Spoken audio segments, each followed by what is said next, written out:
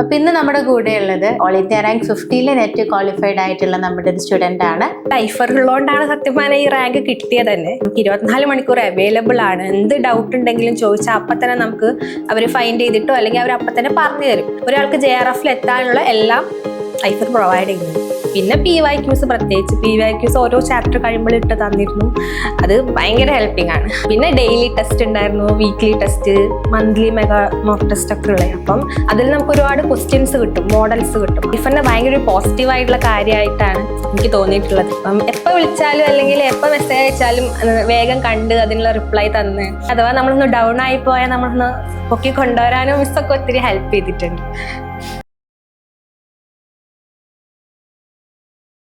Hello all of you, welcome to ഐഫർ education. അപ്പൊ ഇന്ന് നമ്മുടെ കൂടെ ഉള്ളത് CSER UGC JRF ഡിസംബർ എക്സാമില് നെറ്റ് ക്വാളിഫൈഡ് ആയിട്ടുള്ള, അതും ഹയസ്റ്റ് റാങ്കിൽ all India rank 50 net qualified ആയിട്ടുള്ള നമ്മുടെ ഒരു സ്റ്റുഡൻ്റ് ആണ് അമിയ. ഹലോ, എൻ്റെ പേര് അമിയ. ഞാൻ കാലിക്കറ്റ് കൊയിലാണ്ടിയിൽ നിന്നാണ് വരുന്നത്. അപ്പം ഞാൻ ഡിഗ്രി ചെയ്തത് ഗുരുവായൂർ ലിറ്റിൽ ഫ്ലവർ കോളേജിലായിരുന്നു. PG യൂണിവേഴ്സിറ്റി ക്യാമ്പസ് തന്നെയാണ് ചെയ്തത്. സുവോളജിയാണ് സബ്ജക്റ്റ്.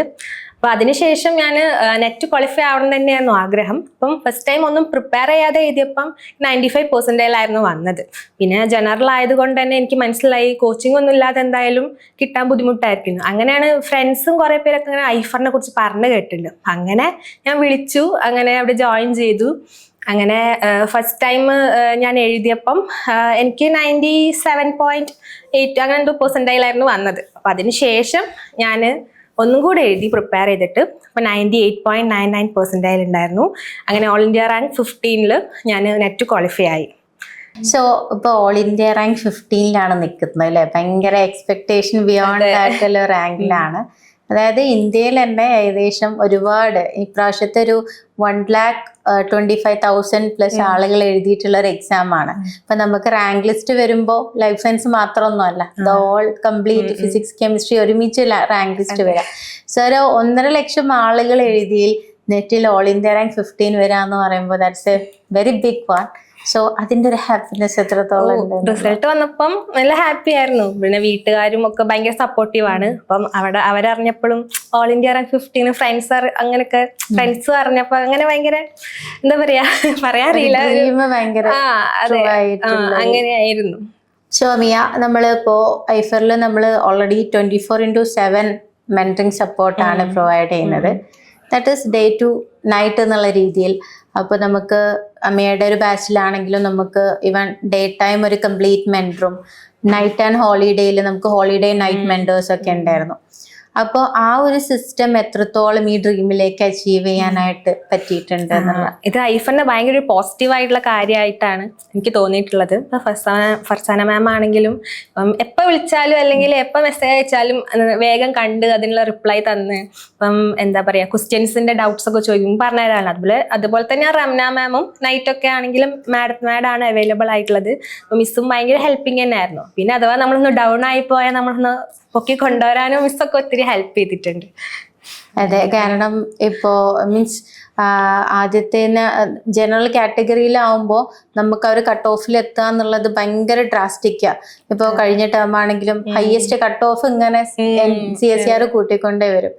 അപ്പൊ അതിനെ ഒന്ന് നമുക്ക് വിത്ത്സ്റ്റാൻഡ് ചെയ്യാന്, അല്ലെങ്കിൽ ഇപ്പോ ഞാൻ ഉദ്ദേശിച്ചത് ഇപ്പോൾ നമ്മുടെ കണ്ടന്റിന്റെ ക്വാളിറ്റി ആണെങ്കിൽ ഇപ്പൊ നമ്മൾ കൊടുക്കുന്ന ക്ലാസ്സുകൾ അല്ലെങ്കിൽ നമ്മൾ പ്രൊവൈഡ് ചെയ്യുന്ന standard text and also quick notes അങ്ങനെയുള്ള കുറെ കാര്യങ്ങൾ പ്രൊവൈഡ് ചെയ്തിട്ടുണ്ടായിരുന്നു. അപ്പൊ ആ ഒരു കണ്ടന്റ് ക്വാളിറ്റി എത്രത്തോളം?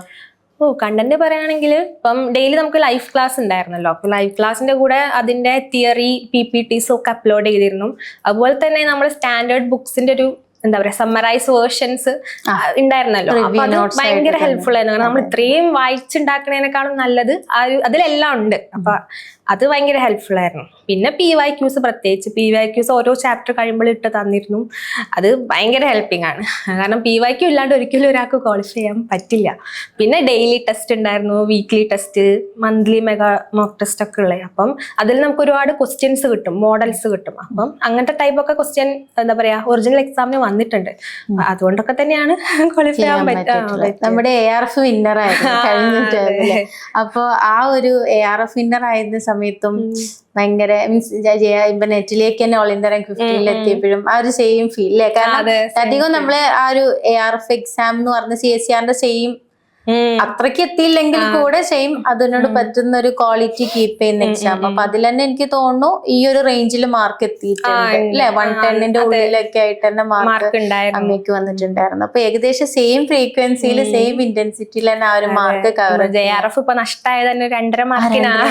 അല്ല അത് നമ്മള് അങ്ങനെയുള്ള സാധനങ്ങൾ ലെക്കിന് വിടുന്നതാണ് അല്ലെ? നമ്മൾ അത്യാവശ്യം നല്ല പ്രിപ്പറേഷൻ കണ്ടക്ട് ചെയ്തു. പക്ഷെ ഇപ്രാവശ്യം 54ലേക്ക് ഒരിക്കലും നമ്മൾ എക്സ്പെക്ട് ചെയ്തിട്ടേ ഇല്ല. CSR ഇതുവരെ കട്ട് ഓഫ് ഇത്രയും ഹയസ്റ്റ് ആക്കിയിട്ടില്ല. മാക്സിമം നമുക്ക് 102 103 ആ ലെവലിൽ മാത്രമേ ഇതുവരെ കട്ട് ഓഫ് വന്നിട്ടുള്ളൂ. CBT മോഡിലേക്ക് മാറ്റിയതിന് ശേഷം. അതായത് 52% മേലേക്ക് ഇതുവരെ വന്നില്ല. അപ്പൊ അത് നമ്മൾ പറയണ പോലെ ഒരു ലക്ക് ഉള്ള ഒരു സംഭവമാണല്ലോ ആക്ച്വലി. യെസ്, അപ്പോ ദാറ്റ്സ് ഇറ്റ്. അപ്പോ എന്തായാലും അടിപൊളിയായിട്ട് തന്നെയാണ് സ്കോർ ചെയ്തിട്ടുള്ളത്. അപ്പോ അമ്മയുടെ ഒരു പ്രിപ്പറേഷൻ ബേസിസ്, അതായത് നമ്മളിപ്പോ ഈവൻ നമ്മളിപ്പോ ലൈവ് സെഷൻ അതൊക്കെ നമ്മൾ പ്രൊവൈഡ് ചെയ്തു. അപ്പൊ ഒരു ജനറൽ കാറ്റഗറി ഒരു JRF നെറ്റൊക്കെ എയിം ചെയ്യുന്ന ഒരു സ്റ്റുഡൻസിനെ സംബന്ധിച്ചിടത്തോളം ഒറ്റയ്ക്ക് എന്തായാലും പ്രിപ്പയർ ചെയ്യാൻ പറ്റില്ല എന്ന് അമ്മിയ തന്നെ ഡെഫിനറ്റ്ലി പറഞ്ഞു, നമുക്കത് ക്വാളിഫൈ ചെയ്യണം എന്നുണ്ടെങ്കിൽ. സോ അമ്മിയയുടെ ഒരു പ്രിപ്പറേഷൻ സ്ട്രാറ്റജി നമ്മൾക്ക് നമ്മുടെ ഓഡിയൻസിനോട് പറയാനുള്ള ഒരു പ്രിപ്പറേഷൻ സ്ട്രാറ്റജി ഒന്ന് ലൈവ് ക്ലാസ് ഡെയിലി ഫസ്റ്റ് ആയിട്ട് അറ്റൻഡ് ചെയ്തിരുന്ന ഒരാളാണ്. പിന്നെ അത് കഴിഞ്ഞിട്ട് ആ എടുത്ത പോർഷൻ എന്തായാലും വായിച്ചു നോക്കിയിരുന്നു. PPT ആണെങ്കിലും അല്ലെ നോട്ട്സ് ആണെങ്കിലും വായിച്ചു നോക്കിയിരുന്നു. പിന്നെ ഡെയിലി എൻ്റെ ഒരു ഇതെന്ന് പറഞ്ഞാല് ഞാൻ എങ്ങനെ വെച്ചാൽ ഒരു ചാപ്റ്റർ കംപ്ലീറ്റ് ആക്കിയിട്ട് അതിന്റെ PYQs പ്രൊവൈഡ് ചെയ്യുമല്ലോ, അപ്പൊ അത് കംപ്ലീറ്റും ഞാൻ ചെയ്യും. പിന്നെ ഒരു എന്താ പറയാ 2-3 ചാപ്റ്റർ കഴിഞ്ഞ് വീണ്ടും അതേ ചാപ്റ്ററിൽ വന്നിട്ട് റിവൈസ് ചെയ്തിരുന്നു. അപ്പൊ ആ റിവിഷൻ ഭയങ്കര ഇമ്പോർട്ടന്റ് ആയിരുന്നു. അത് നമ്മുടെ ബ്രെയിനിൽ ഇങ്ങനെ എന്താ പറയാ ഡീപ്പായിട്ട് അവിടെ നിൽക്കാൻ വേണ്ടിയിട്ട് ഹെൽപ്ഫുൾ ആയിരുന്നു. കാരണം കുറച്ചു നേരം കഴിഞ്ഞ് നമ്മൾ എന്തായാലും മറന്നു പോവല്ലോ. അങ്ങനെയാണ് മെയിൻ ആയിട്ട് ഞാൻ പഠിച്ചത്. പിന്നെ കുറെ നേരം ഇരുന്ന് അങ്ങനെ പഠിക്കുന്ന ഒരാളല്ല. അത്യാവശ്യം നമുക്ക് വേണ്ട എൻജോയ്മെന്റും കാര്യങ്ങളും സിനിമ പോകണോ അല്ലെങ്കിൽ പുറത്തു പോകണോ അങ്ങനെയൊക്കെ ചെയ്ത് എന്തായാലും ഒരു 6-7 hours ഡെയിലി പഠിച്ചിട്ടുണ്ടായിരുന്നു. അതായത് ഡെയിലി 6-7 hours അത് പല ടൈമിലായിട്ട് സ്പ്ലിറ്റ് ചെയ്തെടുത്തു. ആൻഡ് ഓൾസോ എൻജോയ്മെന്റ് ആണ് കാര്യങ്ങളൊക്കെ. അത് എന്നാൽ ലൈവ് ഒട്ടും മിസ്സാക്കിയിട്ടില്ല, ടെസ്റ്റുകളും മിസ്സാക്കിയിട്ടില്ല. ആ ഒരു കൺസിസ്റ്റൻസി മെയിൻറ്റെയിൻ ചെയ്യും. ഡെയിലി എന്തായാലും പഠിച്ചിരിക്കും, ഒരു ദിവസം ഒഴിവാക്കില്ല. അതെ അതെ, അത് തന്നെയാണ്. നമ്മൾ ഡെയിലി 3 hour കൊടുക്കുന്ന ആളാണെങ്കിലും അത് ഡെയിലി കൊടുക്കാൻ പറ്റിക്കഴിഞ്ഞാൽ അതാണ് ഒരു കോമ്പറ്റീഷന്റെ അല്ലെങ്കിൽ കോമ്പറ്റേറ്റീവ് എക്സാമിന്റെ ഒരു സ്ട്രെങ്ത് എന്ന് പറയുന്നത്. ഡെഫിനറ്റ്ലി. അതുപോലെ തന്നെ നമ്മുടെ ലൈവ് സെഷനെ കുറിച്ച് പറഞ്ഞല്ലോ. ഇപ്പൊ നമ്മുടെ ഫാക്കൾട്ടീസ് ആണെങ്കിലും ഇപ്പൊ റിഫാസ് സർ ആണെങ്കിലും മാം ആണെങ്കിലും ഒക്കെ, മീൻസ് ഷഫ്ന മാം ജെനറ്റിക്സ് എടുക്കുന്ന മാം, അപ്പൊ അവരുടെ ഒക്കെ ഒരു ക്വാളിറ്റി എത്രത്തോളം മനസ്സിലായിട്ടുണ്ട്? എനിക്ക് ഷഫ്ന മാമിന്റെ ക്ലാസ് ഭയങ്കര ഇഷ്ടമായിരുന്നു. എന്താ അറിയില്ല, ജെനറ്റിക്സ് ആയിരുന്നു എടുത്തത്. ക്വസ്റ്റ്യൻസ് ഒക്കെ എന്താ പറയാ നമുക്ക് ഒറ്റയ്ക്ക് അങ്ങോട്ട് മനസ്സിലാവില്ല ചില ക്വസ്റ്റ്യൻസ് ഒന്നും. അപ്പം മാം നല്ല രീതിയിലാണ് എക്സ്പ്ലെയിൻ ചെയ്ത് തന്നിരുന്നത്. ബാക്കി ടീച്ചേഴ്സ് നല്ല തന്നെയാണ്. എനിക്ക് കൂടുതൽ ഫേവറേറ്റ് ഷഫ്ന മാമിന്റെ ക്ലാസ് ആയിരുന്നു. അതെല്ലാരും പറയാറുണ്ട് മാമിന്റെ ക്ലാസ് അടിപൊളിയാണെന്നുള്ളത്.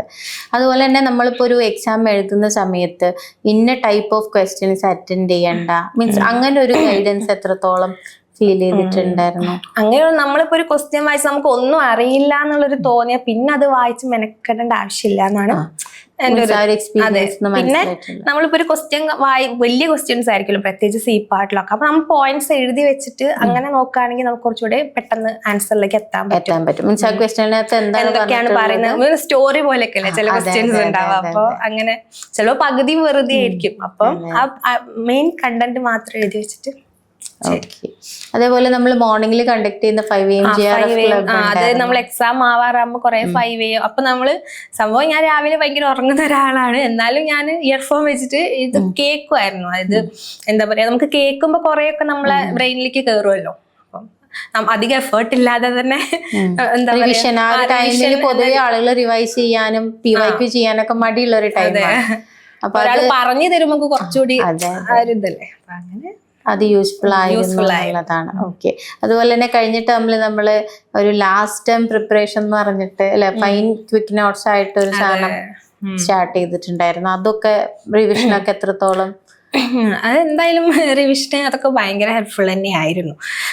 പിന്നെ കുറെ ഫോക്കസ് ഗ്രൂപ്പ് അങ്ങനെ കുറെ ഗ്രൂപ്പ്സ് ഒക്കെ ഉണ്ടായിരുന്നു. അപ്പം സ്റ്റുഡൻസിന്റെ കാര്യങ്ങളൊക്കെ പറയുക, അപ്പം നമുക്ക് ഡൗട്ട്സ് ഉണ്ടെങ്കിൽ ചോദിക്കാം. ഞാൻ മെയിൻ ആയിട്ട് ഒറ്റയ്ക്ക് പഠിച്ച ഒരാളാണ്, എനിക്ക് അതായിരുന്നു കുറച്ചുകൂടി കംഫർട്ടബിൾ. അപ്പം ഞാൻ ഡൗട്ട് അതിലും ചോദിക്കാറുണ്ടായിരുന്നു. പിന്നെ മിസ്സിനോടും ചോദിച്ചിട്ട് തന്നെയായിരുന്നു ഡീൽ ചെയ്തിരുന്നത്. എനിക്ക് തോന്നുന്നു അസിസ്റ്റന്റ് ആ ഒരു ഇതിലേക്ക് വന്ന സമയത്ത് നമ്മൾ 1-2 ഫോക്കസ് ഗ്രൂപ്പിന്റെ ഡ്യൂട്ടി ഒക്കെ തന്നിട്ടുണ്ട്. കുറെ PYQs ഒക്കെ പ്രിപ്പയർ ചെയ്തല്ലോ. അപ്പൊ അത് ശരിക്ക് നല്ലതാണ്. കാരണം നമ്മളിപ്പോ ഒരു പോർഷൻ വായിക്കുന്നുണ്ട്, അപ്പൊ അത് കുറച്ചും കൂടെ ഡീപ്പായിട്ട് നമുക്ക് ചെയ്യാൻ ക്വസ്റ്റ്യന്റെ ഫോമിലേക്ക് ആക്കി കൊണ്ടുവരാൻ അപ്പൊ നമ്മൾ മറക്കൂല. അതാണ് ഒരു മെയിൻ.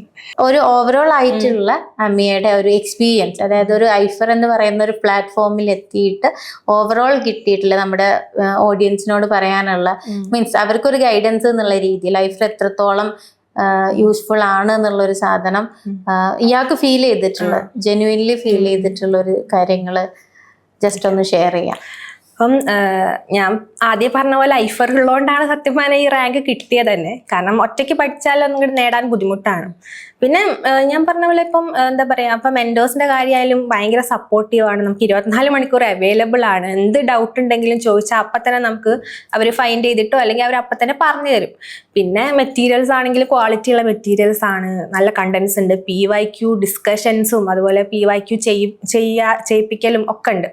അപ്പം എന്നോട് ഇപ്പം ആരെങ്കിലും ചോദിക്കുകയാണെങ്കിൽ ഞാൻ എന്തായാലും ഐഫറിനെ റെക്കമെൻഡ് ചെയ്യും. കാരണം എന്താ പറയാ, ഒരാൾക്ക് JRF എത്താനുള്ള എല്ലാം ഐഫർ പ്രൊവൈഡ് ചെയ്യുന്നുണ്ട്. ഓക്കെ, സോ ഇനി അടുത്ത ഒരു എക്സാം, ജൂൺ എക്സാം ലാസ്റ്റ് നമ്മുടെ ഈ ഒരു സിലബസിലുള്ള എക്സാം ആണ്. സോ അടിപൊളിയായിട്ട് ഹൈയസ്റ്റ് കട്ട് ഓഫിൽ എത്ര വന്നാലും കട്ട് ഓഫിനെ മറികടന്നുകൊണ്ട് തന്നെ ഹൈയസ്റ്റ് റാങ്ക് ഇപ്പോഴും നമ്മുടെ സ്റ്റുഡൻ്റ് ആണ്, കണ്ടിന്യൂ ചെയ്യുന്നുണ്ട്. അപ്പോൾ ഇനിയും ഈ ഒരു ജൂൺ ടേമിലേക്കും കൂടെ പ്രിപ്പറേഷൻ അടിപൊളിയാക്കുക.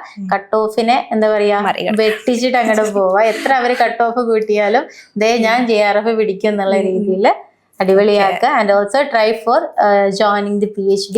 അത് മാത്രമല്ല വേറെയും ഒരുപാട് എക്സാമുകൾ CSER സിലബസ് വെച്ചിട്ട് നമുക്ക് പഠിക്കാം. മൈക്കർ, ICMR, TBT അങ്ങനെ ഒരുപാട് എക്സാമുകളുണ്ട്.